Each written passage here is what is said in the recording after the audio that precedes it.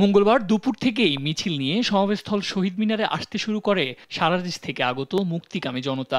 স্লোগানে স্লোগানে মুখর হয়ে ওঠে শহীদ মিনার প্রাঙ্গণ। যে বাংলাদেশ হবে সাধারণ মানুষের, যেই মানুষ হবে বাংলাদেশের অধিকার প্রতিষ্ঠার বাংলাদেশ, আমরা সেই বাংলাদেশ বিনির্মাণের জন্য সকলের কাছে অনুরোধ জানাবো। মার্চ ফর ইউনিটি কর্মসূচিতে একাত্মতা প্রকাশ করে বিভিন্ন শ্রেণী পেশার মানুষ।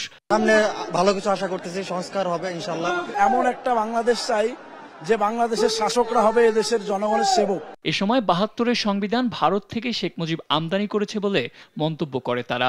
৭২-এর সংবিধান একটা দলের বা একটা ফ্যাসিস্টের হয়ে যাচ্ছিল। ৭২-এর যে সংবিধান প্রণয়ন হচ্ছে, এই ৭২-এর সংবিধান আমরা মানি না। শেখ মুজিবুর রহমান সোজাসুজি দেশে না এসে সে দিল্লি থেকে এই সংবিধান আমদানি করেছিল।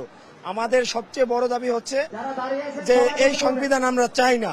শিক্ষার্থীরা বলেন, জুলাই অভ্যুত্থানে তারা যে বৈষম্য বিরোধী স্বাধীন দেশের স্বপ্ন দেখেছেন তা অনেকাংশে বাস্তবায়ন হচ্ছে না। আগামী দিনে কোনো দখলদারি চলবে না, এক কথায় কোনো বৈষম্য থাকবে না, এখানে দানবতা থাকবে না, একমাত্র মানবতা প্রতিষ্ঠিত হবে। আমাদের ঐক্যবদ্ধ থাকার যে বিষয়টা আজকে আমরা সেই প্রত্যাশাটাই করছি এবং আমাদের সংগ্রাম চলবে, ইনশাল্লাহ চলবে।